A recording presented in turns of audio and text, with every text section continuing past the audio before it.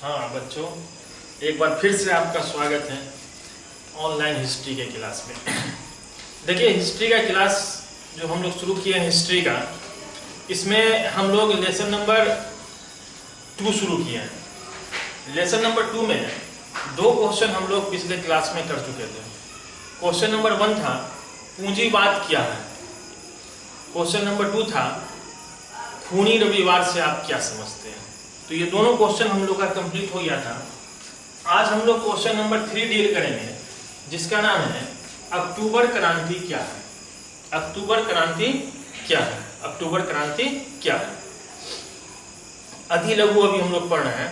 अति लघु का ये तीसरा सवाल है, अक्टूबर क्रांति क्या है। तो जैसा कि हम लोग जानते हैं कि ये लेसन नंबर 2 जो है, ये हम लोगों को रूस के क्रांति के बारे में बता रहा है। इसमें रूस के क्रांति में क्या क्या हुआ था, इसके बारे में हमको पढ़ना है। तो जैसा कि पिछले क्वेश्चन में हम लोग को कुछ आभास हुआ था कि जब रूस में क्रांति हुआ था, उस समय वहां का राजा था जार निकोलस द्वितीय। राजा का नाम था जार निकोलस 2। ये राजा हुआ करता था जार निकोलस 2। और ऑफ कोर्स है, बात यह है कि ये राजा में कुछ गड़बड़ी रहा होगा इस राजा में, और गड़बड़ी रहा होगा इसलिए वहां की जनता ने क्रांति किया। तो राजा के राज को खत्म किया गया, और राजा के राज के खत्म होने के बाद वहां पे एक नया सरकार आया जिसका नाम था बजरुआ सरकार। ये भी बजरुआ सरकार उतना दिन नहीं टिका, ये सरकार भी खत्म हुआ। इसके बाद वहां राज आया केरेंस्की का। केरेंस्की का, और ये केरेंस्की भी असफल रहा। केरेंस्की भी असफल रहा, ये भी उतना अच्छा से रूस को नहीं संभाल पाया। तो फाइनली आया रूस में लेनिन आया। कौन आया? लेनिन आया फाइनली। और यही लेनिन जो है, इसी के नेतृत्व में रूस में अक्टूबर क्रांति हुई थी। याद रखना, इस अक्टूबर क्रांति को ही बोल्शेविक क्रांति भी कहते हैं। लेनिन के नेतृत्व में ही यह अक्टूबर क्रांति हुआ था। ठीक है, तो यहाँ क्वेश्चन हम लोग को है कि अक्टूबर क्रांति क्या है।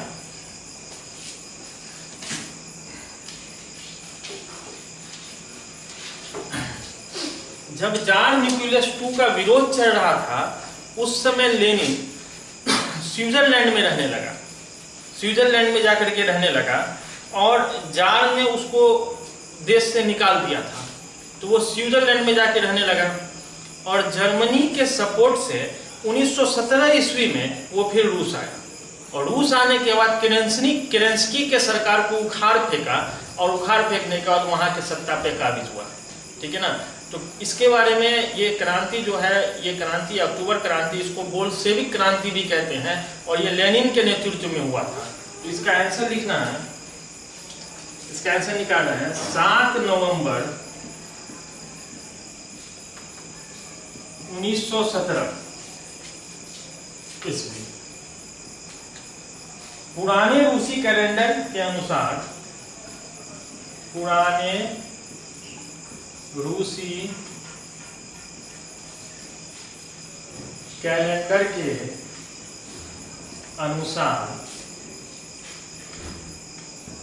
के अनुसार 25 अक्टूबर 1917, 25 अक्टूबर 1917। ऐसे 7 नवंबर 1917 को यह हुआ था, लेकिन रूसी कैलेंडर के हिसाब से ये 25 अक्टूबर 1917 को हुआ था, इसलिए इसको अक्टूबर क्रांति कहते हैं। इसको अक्टूबर क्रांति भी कहते हैं, इसको बोल्शेविक क्रांति भी कहते हैं। तो 7 नवंबर 1917 डेट था, 7 नवंबर 1917, लेकिन पुराने रूसी कैलेंडर के अनुसार वो डेट था 25 अक्टूबर 1917 को बोल्शेविकों ने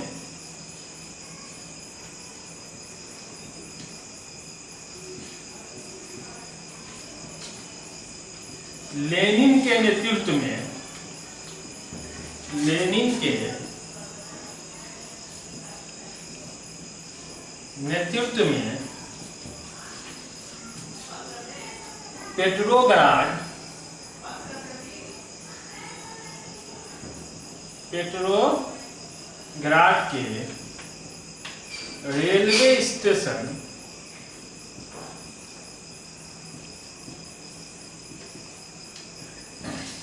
कॉमा बैंक कॉमा डाकघर कॉमा कचहरी कॉमा टेलीफोन केंद्र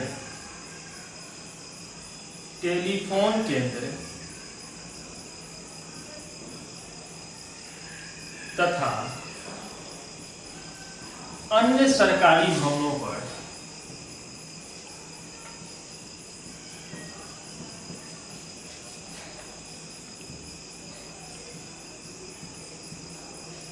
कब्जा कर लिया, अधिकार कर लिया।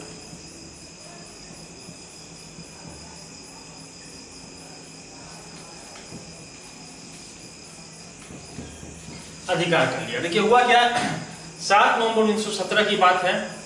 रूसी कैलेंडर के हिसाब से वो दिन था 25 अक्टूबर 1917।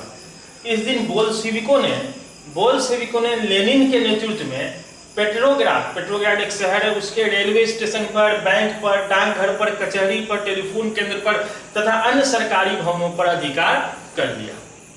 इस अधिकार करने के बाद उस समय केरेंस्की जो था वो भाग गया। केरेंस्की भाग गया और लेनिन फिर से सत्ता में आया। लेनिन सत्ता में आया, ठीक है ना। तो उसके बाद लिखना केरेंस्की रूस छोड़कर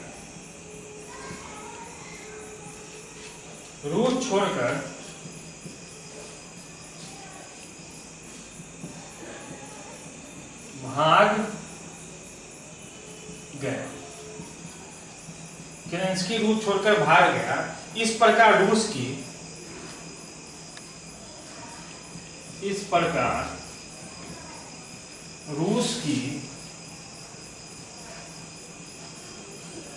बोल्शेविक क्रांति या इसी को हम लोग कहते हैं अक्टूबर क्रांति।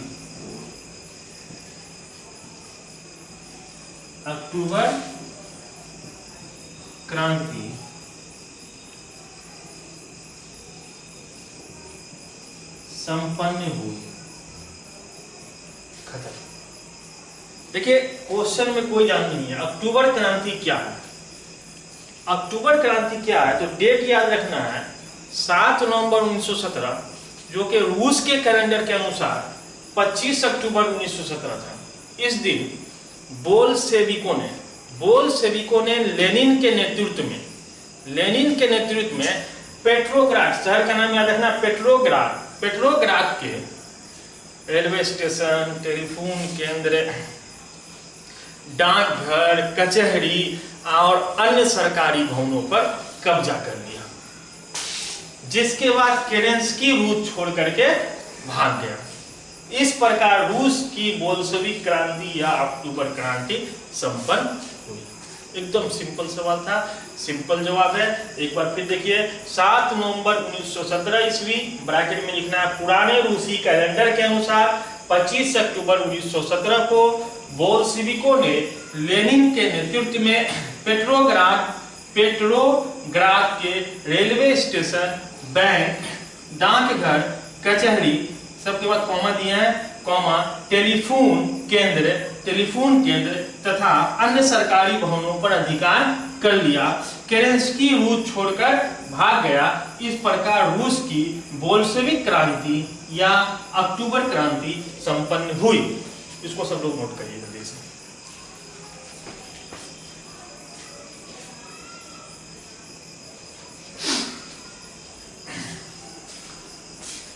चलिए अब हम लोग क्वेश्चन नंबर 4 करेंगे।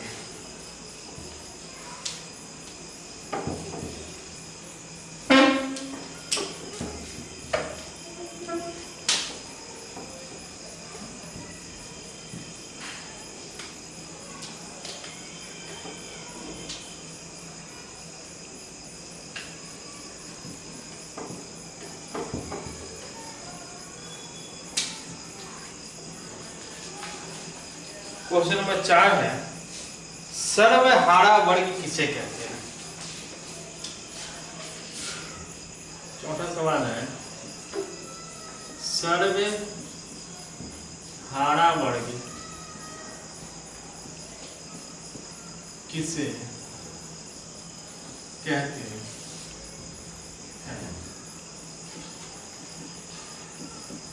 सर्वहारा वर्ग, देखिए रूसी समाज का वह वर्ग जिसमें किसान, मजदूर और आम गरीब लोग आते थे उसे सर्वहारा वर्ग कहा जाता था। रूसी समाज का वह वर्ग जिसमें किसान, मजदूर तथा आम गरीब लोग आते थे उसे सर्वहारा वर्ग, एकदम सिंपल आंसर है।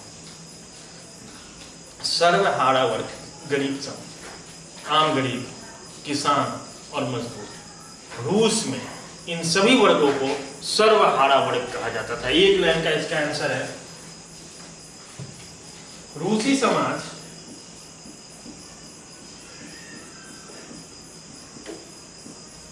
का वैसा वर्ग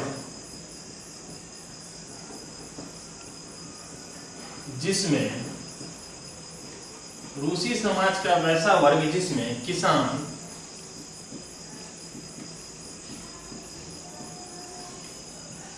मजदूर एवं आम गरीब लोग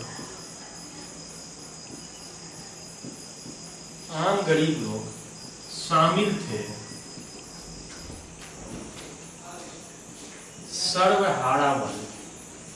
सर्वहारा वर्ग कहलाता था। Question number 4 complete. सर्वहारा वर्ग किसे कहते हैं? रूस के अंदर के आम गरीब, किसान तथा मजदूर को सर्वहारा वर्ग कहते थे। किसान को कौन है? रूसी समाज का वैसा वर्ग जिसमें किसान, मजदूर एवं आम गरीब लोग शामिल थे सर्वहारा वर्ग कहलाता था।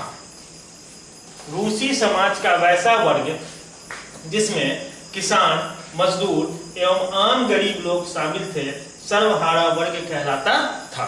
नोट करिए क्वेश्चन नंबर 4।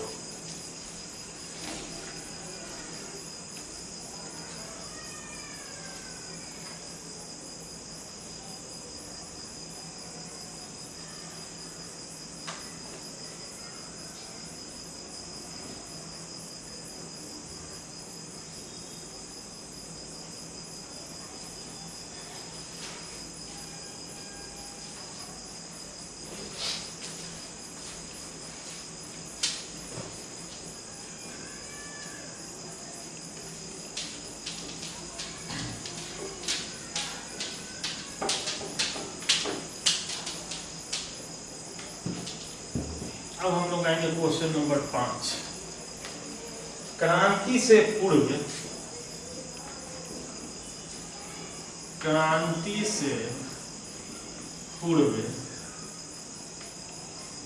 रूसी किसानों की स्थिति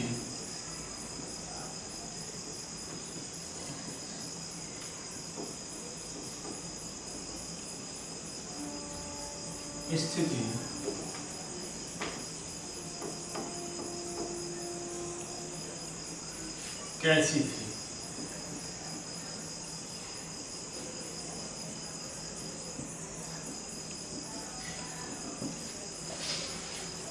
रूस का जो क्रांति आया उससे पहले रूसी किसानों की स्थिति कैसी थी? क्वेश्चन हमसे ये पूछ रहा है। एक बात याद रखिएगा, 1861 ईस्वी में जार अलेक्जेंडर द्वितीय, 1861 में जार अलेक्जेंडर द्वितीय ने कृषि दासता खत्म कर दी थी। एक प्रथा चल रहा था कृषि दासता, उसको खत्म कर दिया था। ये बात इसको जोड़ते हुए लिखना है इसके आंसर में कि 1861 ईस्वी में जार अलेक्जेंडर द्वितीय ने कृषि दासता खत्म कर दी, लेकिन उसके बाद भी रूस में किसानों की स्थिति उतनी अच्छी नहीं हुई। क्रांति से पहले रूस के किसानों की स्थिति दयनीय थी, बहुत बुरा हाल था। जमीन का छोटा छोटा टुकड़ा उन लोगों के पास था। इकोनॉमिक वो लोग बहुत कमजोर थे, आर्थिक स्थिति से वो लोग बहुत कमजोर थे। कुल मिला के हम कह सकते हैं कि रूस रूस के क्रांति से पहले वहां की किसानों की स्थिति भी बहुत ही बुरी थी, बहुत ही दयनीय थी। आंसर लिखना है।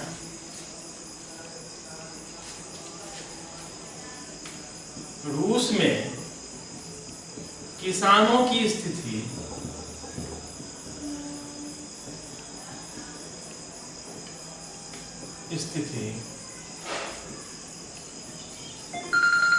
दयनीय थी। रूस में किसानों की स्थिति दयनीय थी।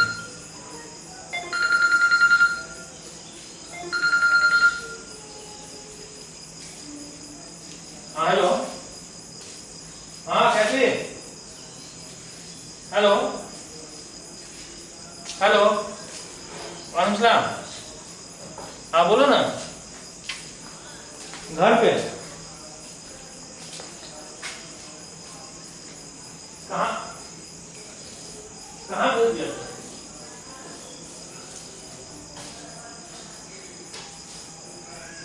वही रहेगा ये। ठीक है, बात नहीं। ठीक है, निकल गया।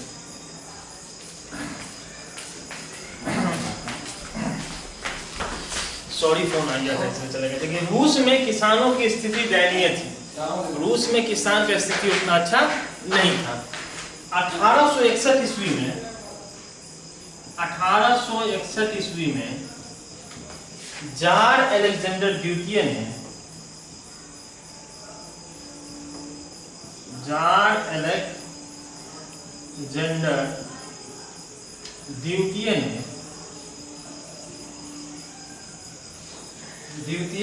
ने कृषि दास्ता समाप्त कर दी। कृषि दास्ता समाप्त कर दी, परंतु इससे किसानों की स्थिति में कोई सुधार नहीं हुआ।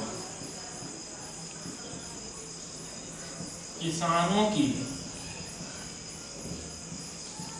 स्थिति में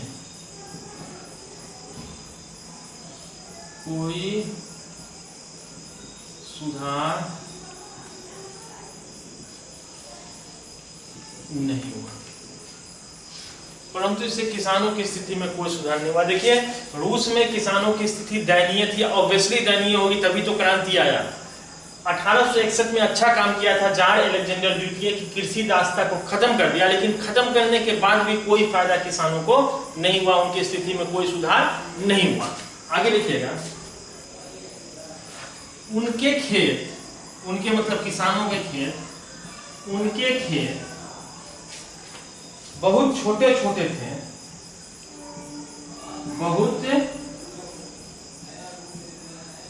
छोटे छोटे थे,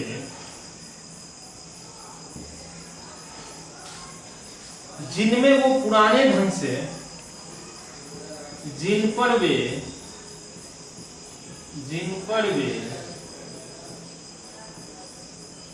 पुराने ढंग से खेती करते थे।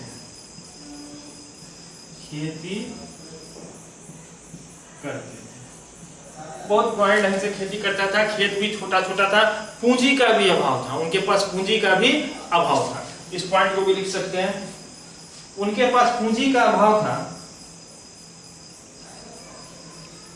उनके पास पूंजी का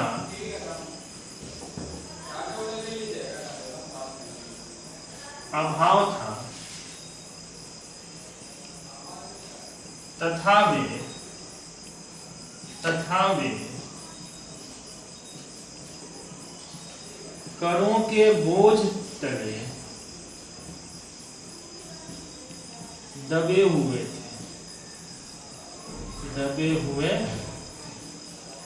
हो गया। Answer complete. देखो, ऐसा है ना कि हिस्ट्री में, ज्योग्राफी में, सिविक्स में, इकोनॉमिक्स में, इस समय कुछ बात याद रखोगे तो आंसर बना लोगे किसी भी टॉपिक का।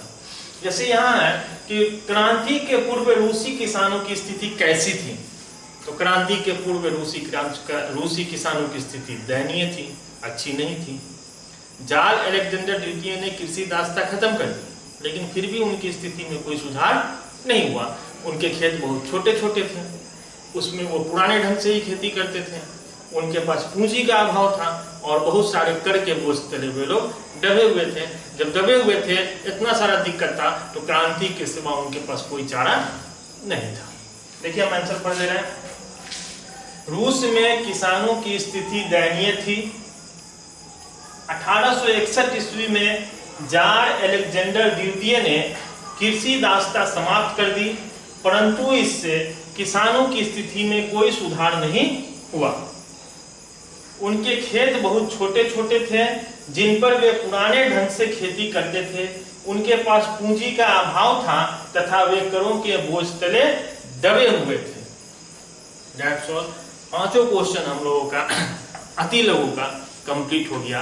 अब हम लोग लघु के क्वेश्चन की तरफ बढ़ेंगे। लघु का क्वेश्चन नंबर 1 है, रूसी क्रांति के किन्हीं दो कारणों का वर्णन करें।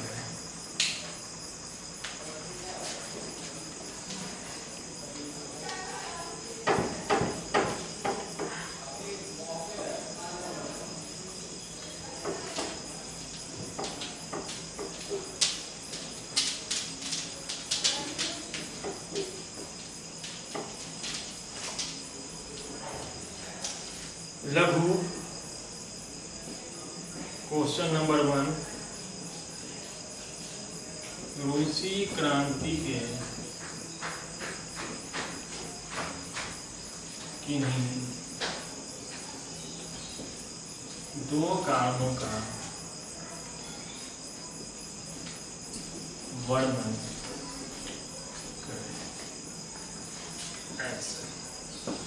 देखो, रूसी क्रांति होने के बहुत सारे कारण थे। उनमें से कुछ मशहूर, कुछ फेमस कारण को हमको लिखना है। तो रूसी क्रांति के यहाँ 2 कारण कह रहा है, फिर दीर्घ का सवाल आएगा, उसमें 4-5 कारण कहेगा। तो बहरहाल जो कहें, अभी यहाँ चूंकि लघु का पहला सवाल है, इसमें पूछ रहा है रूसी क्रांति के 2 कारणों का वर्णन करें, तो 2 कारण लिखा रहा है और उसका हम वर्णन लिखा रहे हैं। तो आंसर इस सब कैसे लिखना है कि रूसी क्रांति के 2 प्रमुख कारण निम्न है। रूसी क्रांति के 2 प्रमुख कारण निम्न है। सबसे पहला कारण, उस समय रूस का राजा था जार की निरंकुशता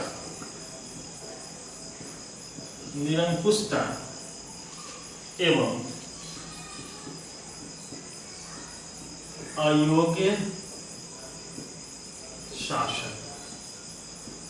सबसे पहला कारण तो राजा ही होगा ना। जिस राजा के राज्य में क्रांति आएगा, यानी कि राजा में कुछ प्रॉब्लम था, और सही में प्रॉब्लम था। वो निरंकुश था। निरंकुश मतलब कोई अंकुश नहीं था उस पे, और वो अयोग्य था, शासन के लायक नहीं था। इसलिए रूस का जनता वहां उस समय क्रांति के समय जार निकोलस द्वितीय था। कौन था? जार निकोलस द्वितीय। रूस के क्रांति के समय वहां का सम्राट जार निकोलस द्वितीय था, जो कि निरंकुश एवं अयोग्य शासन था। उसके फैसले जनता के हित में बिल्कुल नहीं होते थे। अपने आप को वो भगवान कहता था और जनता का उसको कोई फिक्र नहीं रहता था। उस समय उसके राजमहल में षड्यंत्र भी होता था। उसकी पत्नी जो है वो षड्यंत्रकारी से मिली हुई थी। बहरहाल जो हो उसको हम लोग आगे पढ़ेंगे, लेकिन बस इतना पहला सबसे बड़ा कारण यही था। तो इसमें चाहो तो इसमें लिख लो,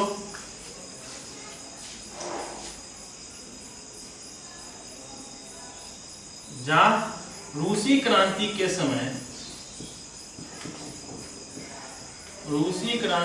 समय वहां का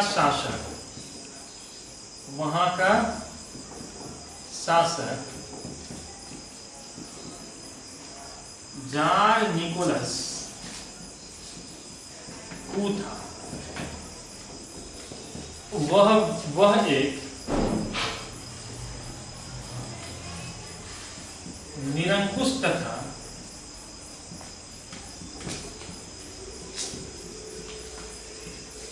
अयोग्य शासक था। निरंकुश तथा अयोग्य शासक था।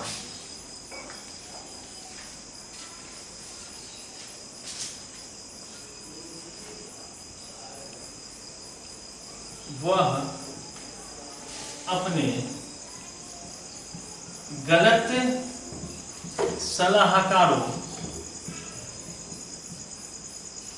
अपने गलत सलाहकारों के कारण और बदनाम